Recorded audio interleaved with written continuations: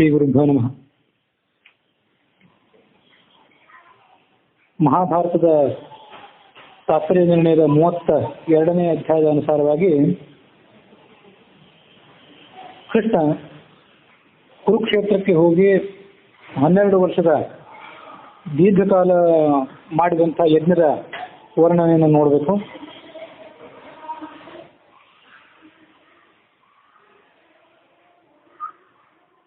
ಆ ಕುರುಕ್ಷೇತ್ರದಲ್ಲಿ ನಡೆದಂಥ ಯಜ್ಞದಲ್ಲಿ ಕೃಷ್ಣ ಮತ್ತು ವೇದವ್ಯಾಸ, ಇನ್ನು ಉಳಿದಂತೆ ಪರಶುರಾಮ, ಹೀಗೆ 3 ರೂಪಗಳಿಂದ ಯಜ್ಞದ ವಿವಿಧ ಪ್ರಕ್ರಿಯೆಗಳಲ್ಲಿ ಭಗವಂತ ಭಾಗಿಯಾದ. ಉಳಿದೆಲ್ಲ ದೇವತೆಗಳು ಕೂಡ ಆ ಕೃಷ್ಣನ ಯಜ್ಞದಲ್ಲಿ ಭಾಗವಹಿಸಿದರು. ಭೂತಲದಲ್ಲಿ ಇದ್ದಂಥ ಎಲ್ಲ ಜೀವರು, ಅಂತರಿಕ್ಷ ಮುಂತಾದ ನೀರಿನ ಲೋಕಗಳಲ್ಲಿ ವಾಸ ಮಾಡತಕ್ಕಂಥ ಜೀವರು, ನಾಗರು, ಯಕ್ಷರು ಇತ್ಯಾದಿ ರೀತಿಯಾಗಿ ಎಲ್ಲರೂ ಕೂಡ ಆ ಯಜ್ಞದಲ್ಲಿ ಸೇರಿ ಸಂತೃಪ್ತರಾದರು.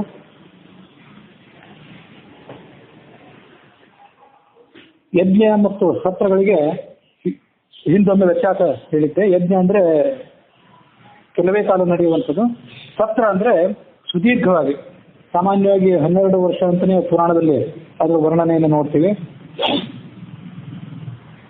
ಆ ಸುದೀರ್ಘವಾದಂತಹ ಸತ್ರದಲ್ಲಿ ಶಾಸ್ತ್ರಾರ್ಥ ವಿಚಾರ, ಪರಸ್ಪರ ಚರ್ಚೆ ಇತ್ಯಾದಿಗಳನ್ನ ತತ್ವನಿರ್ಣಯಕ್ಕಾಗಿ ಮಾಡುವಂತಹ ಸಂಪ್ರದಾಯ ಇದೆ. ಆ ಸಂಪ್ರದಾಯಕ್ಕನುಸಾರವಾಗಿ ಋಷಿಗಳು ಮತ್ತು ಮುನಿಗಳು ನಡೆದಂಥ ಆ ಸುಸಂದರ್ಭದಲ್ಲಿ ವಿವಿಧ ರೀತಿಯಾದಂತಹ ಚರ್ಚಾಗೋಷ್ಠಿಗಳು ಕೂಡ ನಡೆದವು. ಧರ್ಮ, ಅರ್ಥ, ಕಾಮ, ಮೋಕ್ಷ ಇತ್ಯಾದಿ ಚತುರ್ವಿಧ ಪುರುಷಾರ್ಥಗಳೇನಿವೆ ಅವುಗಳಲ್ಲಿ ಎಲ್ಲ ವಿಧವಾದ ಪುರುಷಾರ್ಥವನ್ನು ಕೂಡ ನೆರೆದಂಥ ಜನರು ಪಡೆದುಕೊಂಡ್ರು. ವಿವಿಧ ರೀತಿಯಾದಂತಹ ದಾನ ದಕ್ಷಿಣೆಗಳನ್ನು ಕೂಡ ಪಡೆದುಕೊಂಡ್ರು. ಕುರುಕ್ಷೇತ್ರ ಆಗ ಸ್ವಯಂ ವೈಕುಂಠ ಲೋಕಕ್ಕೆ ಸಮಾನವಾಗಿತ್ತು ಅಂತ ಹೇಳಿದ್ದಿದೆ ತಾತ್ಪರ್ಯ ನಿರ್ಣಯ. ಯಾಕಂದ್ರೆ ಎಲ್ಲ ಭಗವಂತನ ಭಕ್ತರಾದರೂ ಅಲ್ಲಿ ಸೇರಿದ್ದರು, ತಮ್ಮ ಕಾಮನೆಗಳನ್ನು ಪೂರೈಸಿಕೊಂಡಿದ್ರು.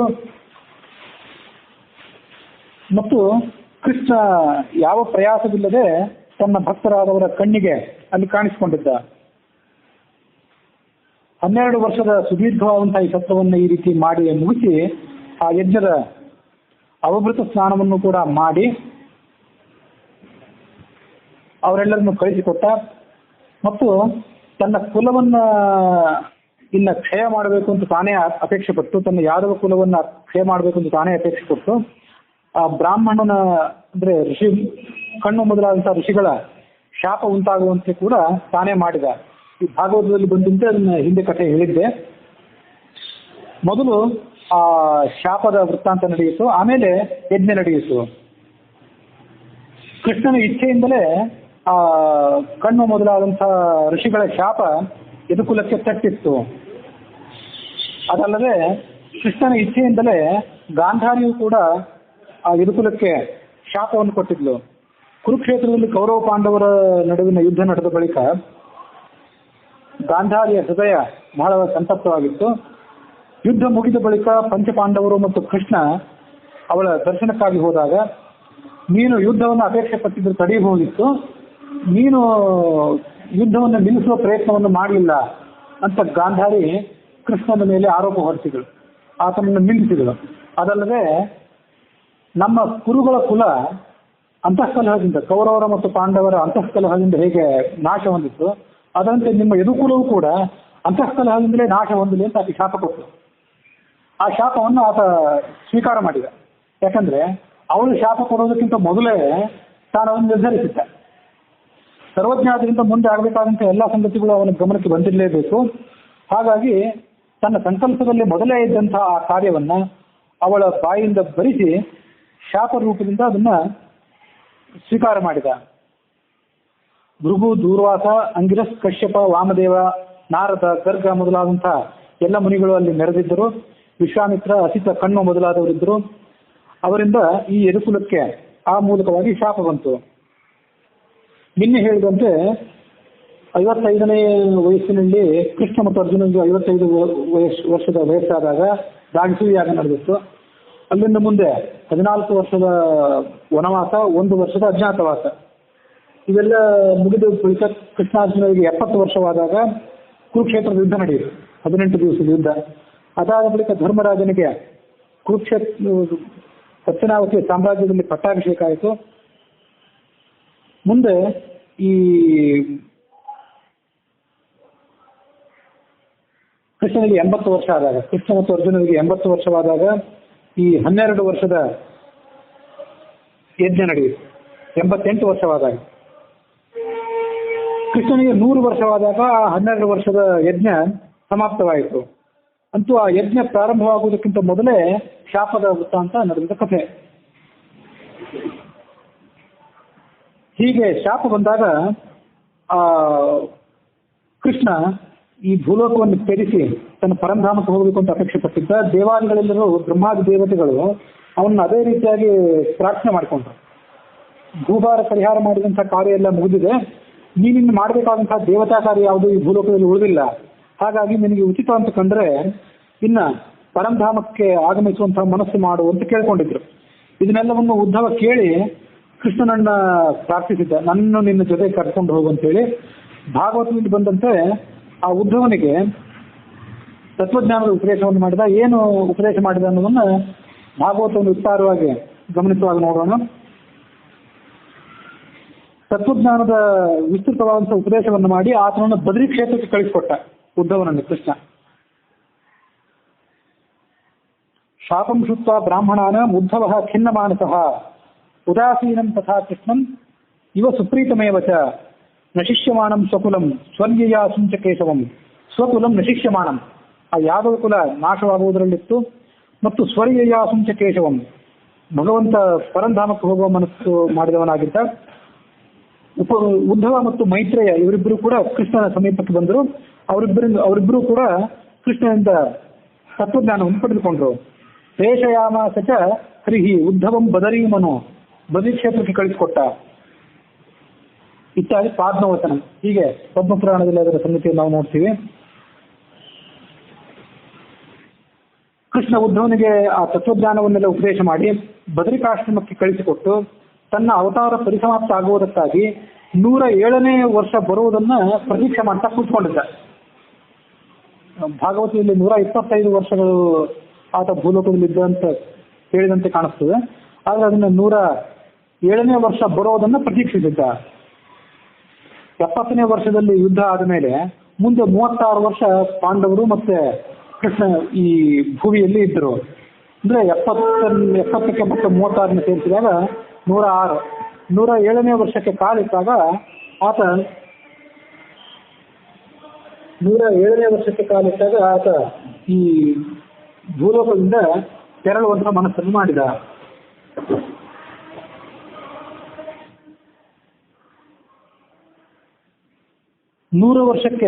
ಕೃಷ್ಣ 100ನೇ ವರ್ಷಕ್ಕೆ ಕಾಲಿಟ್ಟಾಗ ಹಿಂದೆ ಹೇಳಿದಂತಹ ಯಜ್ಞ ಮುಗಿದಿತ್ತು. ಅದಾದ ಬಳಿಕ 4 ವರ್ಷದ ನಂತರ ಬ್ರಹ್ಮಾದಿ ದೇವತೆಗಳು ಆತನನ್ನು ಪ್ರಾರ್ಥನೆ ಮಾಡಿತ್ತು. ಮತ್ತೆ 2-3 ವರ್ಷ ಭೂಲೋಕದಲ್ಲಿದ್ದು ಮುಂದೆ ಅಲ್ಲಿಂದ ಹೋಗಬೇಕು ಅಂತ ಮನಸ್ಸು ಮಾಡಿದ. ದುರ್ಯೋಧನ ಯಾವಾಗ ಪತನ ಹೊಂದಿದ್ನಲ್ಲ, ಆವಾಗಲೇ ಕಲಿಯುಗ ಹೆಚ್ಚುಕೊಂಡ ಪ್ರಾರಂಭವೇ ಆಗಿತ್ತು. ದುರ್ಯೋಧನ ಸ್ವಯಂ ಕಲಿ ಸ್ವರೂಪನಾದವನು. ಆತ ತನ್ನ ತೊಡೆಯನ್ನ ಭೀಮಸೇನ ಗದಾಪ್ರಹಾರದಿಂದ ಮುರಿದುಕೊಂಡು ಒಂದು ಶರೀರದಿಂದ ಈ ಜಗತ್ತನ್ನು ಬಿಟ್ಟು ಹೋದ್ರೂ ಮತ್ತೊಂದು ತನ್ನ ವ್ಯಾಪ್ತವಾದಂತಹ ಸ್ವರೂಪದಿಂದ ಈ ಭೂಮಿಯ ಮೇಲೆ ತನ್ನ ಪ್ರಭಾವವನ್ನು ಬೀರಲಿಕ್ಕೆ ಪ್ರಾರಂಭ ಮಾಡಿದ. ದುರ್ಯೋಧನ ಪತನವನ್ನು ಹೊಂದಿದಾಗಲೇ ಕಲಿಯುಗ ಪ್ರಾರಂಭವಾಗಿದ್ರು. ಮುಂದೆ 36 ವರ್ಷ ಕೃತಯುಗವನ್ನೇ ಕೃಷ್ಣ ಮತ್ತು ಪಾಂಡವರೆಲ್ಲ ನಡೆಸಿದರು.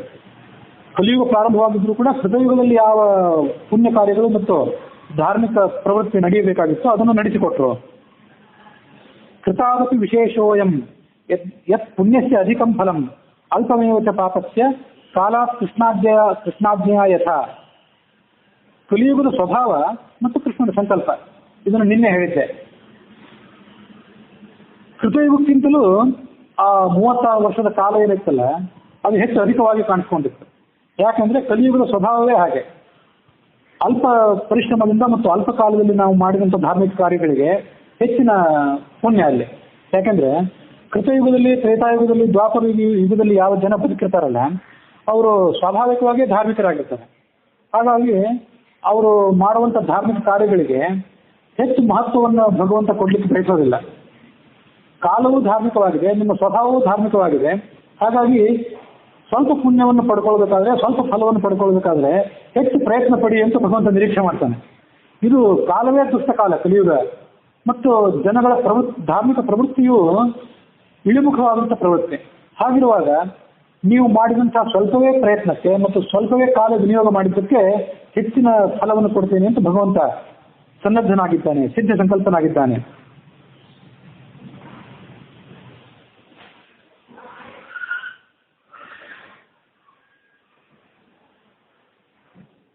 ತನ್ನ ಕುಲವನ್ನ ಸಂಹಾರ ಮಾಡಬೇಕು ಅಂತ ಬಯಸಿ ಪ್ರಭಾಸ ಕ್ಷೇತ್ರಕ್ಕೆ ಕರೆದುಕೊಂಡು ಹೋಗಬೇಕು ಅಂತ ಸಂಕಲ್ಪ ಮಾಡಿದ. ನಿನ್ನೆ ದಿವಸ ಅದನ್ನು ಹೇಳಿದ್ದೆ. ದ್ವಾರಕಾ ನಗರದಲ್ಲಿ ವಿವಿಧ ರೀತಿಯಾದಂತಹ ಉತ್ಪಾತಗಳು ಕಾಣಿಸಿಕೊಳ್ಳಿಕ್ಕೆ ಪ್ರಾರಂಭ ಮಾಡಿದಾಗ ಆ ಕೃಷ್ಣ ಆ ಯದುಕುಲದ ಹಿರಿಯರಿಗೆಲ್ಲ ಹೇಳಿದ, ವಿವಿಧ ರೀತಿಯಾದ ಉತ್ಪಾತಗಳನ್ನು ಕಾಣಿಸ್ಕೊಳ್ತಾ ಇರೋದ್ರಿಂದ ಮತ್ತು ಬ್ರಾಹ್ಮಣರ ಶಾಪ, ಬ್ರಹ್ಮಜ್ಞಾನಿಗಳ ಶಾಪ ಈಗಾಗಲೇ ನಮ್ಮ ಕುಲವನ್ನು ತಟ್ಟಲಿಕ್ಕೆ ಪ್ರಾರಂಭ ಮಾಡಿರೋದ್ರಿಂದ ನಾವು ಈ ಉತ್ಪಾತಗಳ ಶಾಂತಿಗಾಗಿ ಪ್ರಭಾಸ ಕ್ಷೇತ್ರಕ್ಕೆ ಹೋಗೋಣ, ಸೋಮನಾಥ ಕ್ಷೇತ್ರಕ್ಕೆ ಹೋಗೋಣ.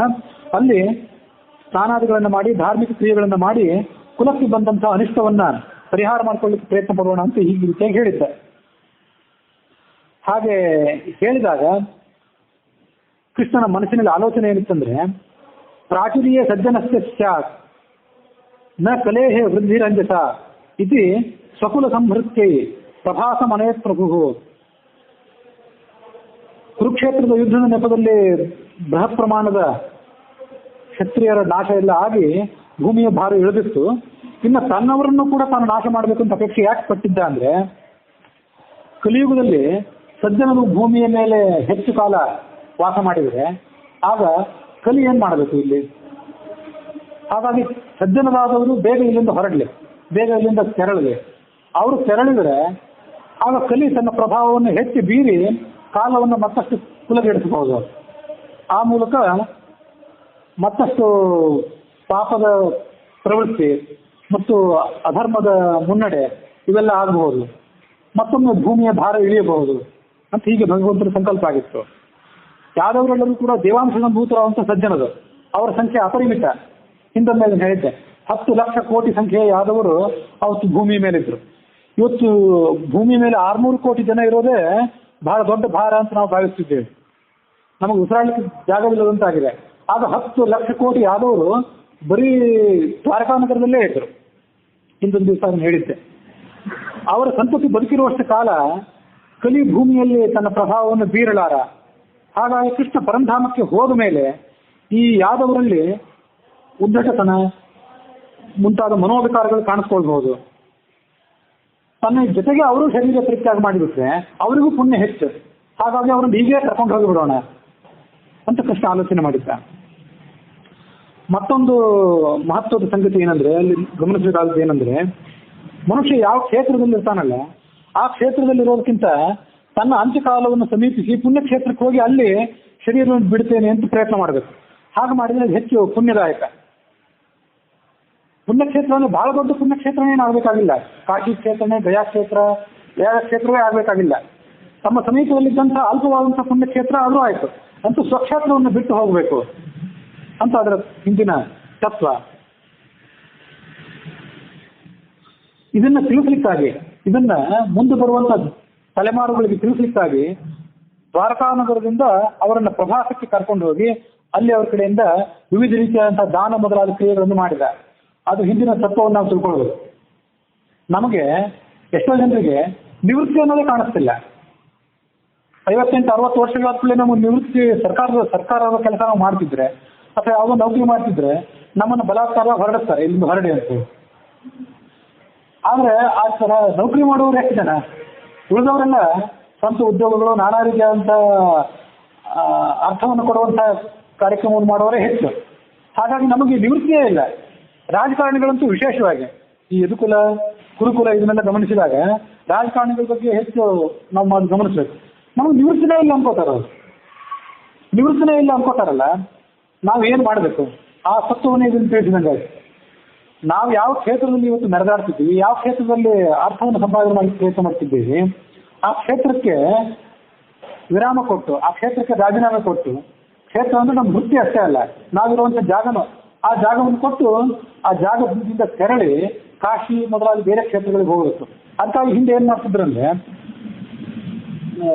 ಬ್ರಹ್ಮಚರ್ಯ, ಗೃಹಸ್ಥ, ವಾನಪ್ರಸ್ಥ ಮತ್ತು ಸನ್ಯಾಸ ಅನ್ನುವಂಥ 4 ಆಶ್ರಮಗಳನ್ನೇ ವ್ಯವಸ್ಥೆ ಮಾಡಿದ್ರು. ಈ ಆಶ್ರಮಗಳನ್ನ ಕಡ್ಡಾಯವಾಗಿ ಮನುಷ್ಯ ಪಾಲನೆ ಮಾಡಬೇಕು ಅಂತ ಅವ್ರ ಮೇಲೆ ನಿರ್ಬಂಧವಿತ್ತು. ಸನ್ಯಾಸಾಶ್ರಮವೊಂದನ್ನು ಬಿಟ್ಟರೆ ಬ್ರಹ್ಮಚರ್ಯಾಶ್ರಮದಲ್ಲಿ ವಿದ್ಯಾಭ್ಯಾಸವನ್ನು ಮಾಡಿ, ಗೃಹಸ್ಥಾಶ್ರಮದಲ್ಲಿ ಮದುವೆ ಮಾಡಿಕೊಂಡು ಸಂತಾನ ಉತ್ಪಾದನೆಯನ್ನು ಮಾಡಿ, ಒಂದು ವಯಸ್ಸಿಗೆ ಬಂದ ಮೇಲೆ ತನ್ನ ಎಲ್ಲ ಜವಾಬ್ದಾರಿಯನ್ನು ಮಕ್ಕಳ ಮೇಲೆ ವಹಿಸಿಕೊಟ್ಟು ತಾನು ಪತ್ನಿಯೊಂದಿಗೆ ವಾನಪ್ರಸ್ಥನಾಗಬೇಕು, ಕಾಡಿಗೆ ಹೋಗೇ ಬಿಡಬೇಕು. ಕಾಡೇ ಒಂದು ಸುಕ್ಷೇತ್ರ. ನಾವು ಇದ್ದಂಥ ಈ ನಾಡನ್ನು ಬಿಟ್ಟರೆ ಕಾಡೇ ಒಂದು ಸುಕ್ಷೇತ್ರ. ಕಾಡಿಗೆ ಹೋಗಿ ಅಲ್ಲಿ ಮುನಿವೃತ್ತಿಯನ್ನು ಅವಲಂಬಿಸಿಕೊಂಡು, ಯಾವುದೇ ಐಹಿಕ ಜಂಜಡವನ್ನು ಮನಸ್ಸಿನಲ್ಲಿ ಇಟ್ಕೊಳ್ಳದೆ ಮುನಿವೃತ್ತಿಯನ್ನು ಅವಲಂಬಿಸಿಕೊಂಡು ಬದುಕಿರಬೇಕು. ಮುಂದೆ ಸಾಧ್ಯ ಆದರೆ ಸನ್ಯಾಸಾಶ್ರಮ ಸ್ವೀಕಾರ ಮಾಡಬೇಕು. ಅದಕ್ಕಾಗಿ ಸನ್ಯಾಸಾಶ್ರಮಕ್ಕೆ ಚತುರ್ಥಾಶ್ರಮ ಅಂತ ಹೆಸರು. ಹೀಗೆ ವಾನಪ್ರಸ್ಥ ಅಂತ ಇವು 3 ಏನಿದೆ ಎಲ್ಲರಿಗೂ ಕಡ್ಡಾಯವಾದಂಥ ಆಶ್ರಮಗಳು.